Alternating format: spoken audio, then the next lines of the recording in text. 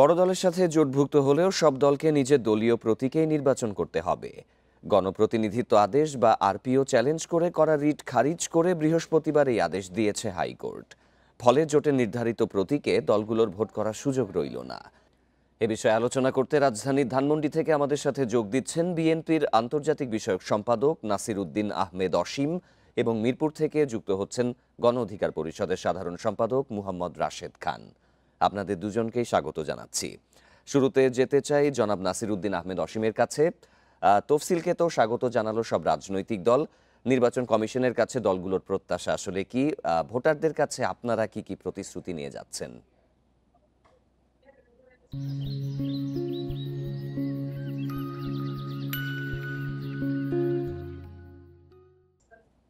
ধন্যবাদ আপনাকে, আমার সহ আলোচক এবং দর্শক শ্রোতা যারা দেখছেন তাদের সকলকে শুভেচ্ছা জানাচ্ছি। প্রথম কথা, নির্বাচন কমিশনকে এবং বাংলাদেশের সরকারকে সাধুবাদ জানাই, শুভেচ্ছা জানাই যে বহুল প্রতীক্ষিত বাংলাদেশের জনগণ তিনটি নির্বাচন আপনার ভোটাধিকার প্রয়োগ করতে পারেননি এবং যে প্রহসনের নির্বাচনগুলো হয়েছে সেই সমস্ত কিছু কাটিয়ে ফ্যাসিস্টের পতনের পর একটা নতুন আপনার অগ্রযাত্রা, গণতান্ত্রিক একটা পথে বাংলাদেশ চলতে পারে তার অভিষ্ট একটা লক্ষ্য নিয়ে আমাদের মাননীয় প্রধান উপদেষ্টা বলেছিলেন যে সর্বশ্রেষ্ঠ একটা নির্বাচন উদাহরণ দেবেন।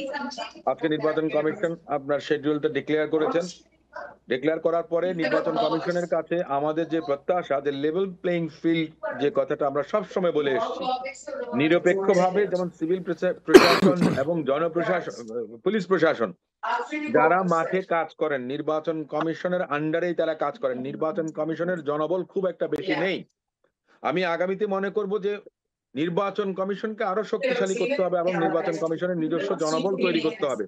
তার কারণটা হচ্ছে যে যখন যারা সরকারে থাকেন তখন তারা সিভিল প্রশাসন এবং পুলিশ প্রশাসনকে এক ধরনের দলীয়করণ করার একটা চেষ্টার মধ্যে থাকেন সব সময়। এখন আপনি প্রশ্ন করতে পারেন যে সেটা যদি নির্বাচন কমিশনের নিজস্ব লোকবল যদি হয় তাহলে তাদের কি করবে না? আমার কাছে মনে হচ্ছে না তা হবে না। দেখুন, আজকে যে সুপ্রিম কোর্টের সেক্রেটারিয়েট উদ্বোধন হয়েছে, সুপ্রিম কোর্ট সম্পূর্ণরূপে আলাদা হয়ে গেল। ঠিক তেমনই নির্বাচন কমিশনটাও সেভাবে আলাদা হয়ে যাবে, অর্থাৎ মানুষের আস্থাটা আরো অনেক বেশি আসবে। আস্থার কথাটা কেন বলছি, যে সিভিল প্রশাসন বলেন, পুলিশ প্রশাসন বলেন, ফেসিস্টকে যারা ফ্যাসিলিটেট করেছে তাদের ক্ষমতা আঁকড়ে রাখার জন্য যারা ফেসিস্টকে সহযোগিতা করেছে তারা কিন্তু এখনো পুলিশ প্রশাসন বলেন জনপ্রশাসনের মধ্যে আছে। তারাই কিন্তু নির্বাচনের বিভিন্ন কর্মকাণ্ডে নিশ্চয়ই আসলে লটারি এখানে দেওয়া হয়েছে। নিরপেক্ষ থাকার ভূমিকাটা বেশ গুরুত্বপূর্ণ। জনাব নাসির উদ্দিন আহমেদ অসীম, আপনি আমাদের সাথেই থাকবেন। আমরা একটু মোহাম্মদ রাশেদ খানের কাছে যেতে চাই। যেটি আসলে আমরা দেখলাম যে জোটভুক্ত হলেও নিজের দলীয় প্রতীকেই সব দলকে নির্বাচন করতে হবে। হাইকোর্টের যে আদেশ, এটিকে আসলে আপনারা কিভাবে দেখছেন? আর এর ফলে আসলে কি বড় দলের শরিকদের জন্য নির্বাচনে জেতা আগের চেয়ে কঠিন হয়ে গেল বলে আপনি মনে করেন কি? ধন্যবাদ সবাইকে। শুভেচ্ছা। দেখেন, আরপিও সংশোধন যেটি করা হয়েছে জাতীয় ঐক্যমত্য কমিশনে, নির্বাচন সংস্কার কমিশনের যে প্রস্তাবনা, সেটি নিয়েও আমরা দেখেছি যে কোনো আলোচনা হয়নি। এমনকি নির্বাচন কমিশন তারাও আসলে কোনো দলগুলোর সাথে আলোচনা করেনি। তো এরপরে আমরা দেখলাম যে নির্বাচন কমিশন একটি সিদ্ধান্ত নিয়েছে। আমার কাছে মনে হয় যেটি করা হোক না কেন, দলগুলোর সাথে আলোচনা করে যদি এই ধরনের সিদ্ধান্ত গৃহীত হতো, সেটি নিয়ে আসলে প্রশ্ন থাকতো না। এবং আমরা দেখলাম যে 9 মাস ধরে শুধুমাত্র সংবিধান সংস্কার নিয়ে আলোচনা হলো। আরো যে সংস্কারের বিষয়গুলো ছিল, কমিশন গঠিত হয়েছিল, সেগুলো নিয়ে কিন্তু খুব বেশি আলোচনা হয়নি। আগামী ফেব্রুয়ারি মাসে নির্বাচন হবে, আজকে তফসিল রচনা করা হয়েছে, নির্বাচনের তারিখ দেওয়া হয়েছে। আমার কথা হলো যে যারা আমরা মাঠ পর্যায়ে কাজ করছি, আমার নিজ জেলা ঝিনাইদহ জেলা, ঝিনাইদহ 2 আসনের প্রার্থী হিসেবে আমি এলাকায় যাচ্ছি, পথসভা করছি, গণসংযোগ করছি, মানুষের কাছে যাচ্ছি। আমি আপনাকে যে তিক্ত সত্য সেটি আসলে তুলে ধরছি। মানুষের কাছে কিন্তু গণভোট নিয়ে, সংস্কার নিয়ে খুব বেশি মানুষের কাছে মেসেজ নাই। অর্থাৎ অন্তর্বর্তীকালীন সরকারের যে দায়িত্ব ছিল যে সংস্কার বা এই সংস্কারের প্রস্তাবনাগুলো বা গণভোট নিয়ে মানুষকে সচেতন করা। আপনি নিশ্চয়ই দেখেছেন যে আইন উপদেষ্টার পক্ষ থেকে সেখানে আমাদের সামনে যে বক্তব্য হাজির করা হয়েছিল যে 3 মাস ধরে গণভোটের প্রচারণা করবে। আসলে কি সেই কাজটি সরকার করেছে? নির্বাচন কমিশন করেছে? এখন নির্বাচন কমিশন তাদের হাতে যে সময়টা রয়েছে, 2 মাস মতন সময়। এখন এই 2 মাসের মধ্যে তারা আসলে গণভোটের প্রচারণা কিভাবে করবে বা মানুষের মধ্যে সংস্কারের যে সচেতনতা, সেই বিষয়গুলো আসলে কিভাবে তুলে ধরবে সেটি নিয়ে আমি কনফিউশনে আছি। বিশেষ করে 4টি প্রশ্ন কিন্তু ভোট দিতে হবে 1টি। এটা তো আসলে খুবই কনফিউজিং।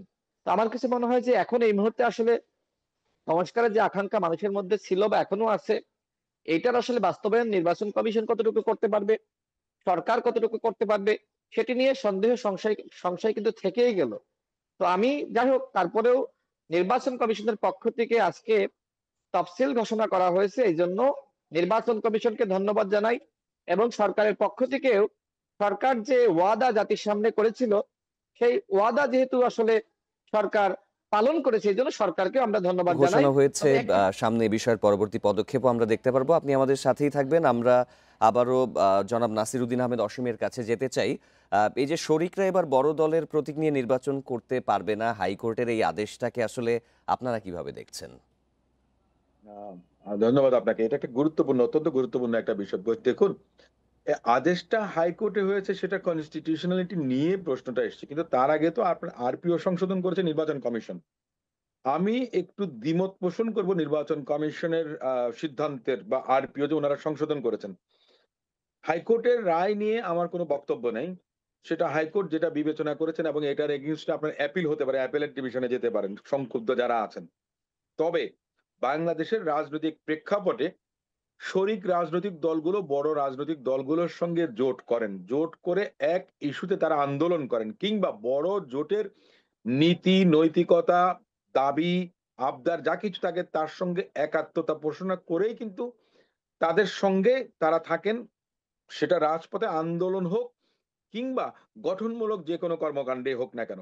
কিন্তু যখন নির্বাচনের সময় আমরা দেখেছি, অতীতে জামাত ইসলামও কিন্তু ধানের শীষ নিয়ে নির্বাচন করেছেন অনেক বড় বড় নেতারা। এখন যারা আছেন দাঁড়িপাল্লা নিয়ে নির্বাচন করবেন এককভাবে।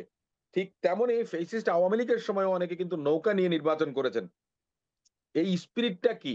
স্পিরিটটা হচ্ছে যে পলিটিক্যাল অ্যাকোমোডেশনের একটা বিষয় আছে, যে আমার শরিক, তার সঙ্গে আমার একটা বোঝাপড়ার বিষয় আছে। তাকে যদি আপনি তার প্রতীকে নির্বাচন করতে দেন, বাংলাদেশের জনগণ কিন্তু কিছু মার্কাকে, কিছু প্রতীককে আপনার অবধারিত মনে করে রাখেন যে এরাই নির্বাচিত হবেন। আমি এই কথাটা বলছি যে মোটা দাগে এটা বলা চলে। আমরা বেশ অনেক খুব স্বতন্ত্র পাশ করেছেন খুব কম নেতা বা কম ব্যক্তি। সেই বিষয়টাকে আপনার যদি আপনি ধারণ করেন, তাহলে এই যে এখন আমার মনে করেন শরিক দল থেকে অনেককে হয়তো মনোনয়ন দেওয়া হবে, কিন্তু তার প্রতীকের কারণে মানুষ বিভ্রান্ত হবে। তিনি যে বিএনপির জোটের শরিক কিংবা অন্য কোনো দলের জোটের শরিক, এই বিষয়টা তখন আসবে না। অনেক ক্ষেত্রে দেখা গেছে ব্যক্তিকে পছন্দ করে কেউ কেউ, কিন্তু সবচেয়ে বড় বিষয়টা হচ্ছে রাজনৈতিক দলের যেই প্রতীকটা, সেটার উপরে কিন্তু অনেক কিছু ডিপেন্ড করে। সেক্ষেত্রে এই যে শরিকরা দীর্ঘদিন একসঙ্গে ছিলেন, তারা যদি আপনার বড় জোটের জনপ্রিয় প্রতীক নিয়ে নির্বাচন করতে না পারেন, তাহলে এটা আমি মনে করি যে তাদের একটা আসলে ফান্ডামেন্টাল যে রাইট সাধারণ মানুষের ইনফ্রিঞ্জ কাছে এটা হচ্ছে। নিয়ে বেশ আসলে দ্বিধা দ্বন্দ্ব তৈরি হতে পারে। আপনি আমাদের সাথেই থাকবেন। আমরা আবার একটু জনাব রাশেদ খানের কাছে যেতে চাই। আপনি আসলে একটু আগে যখন বলছিলেন যে নির্বাচন কমিশনের ভূমিকার কথাটা, তো তাদের কাছে আপনাদের প্রত্যাশা কি? জাতির জন্য এই নির্বাচন এবারে কত গুরুত্ব বহন করে? আপনি এই বিষয়ে আসলে কি মনে করেন?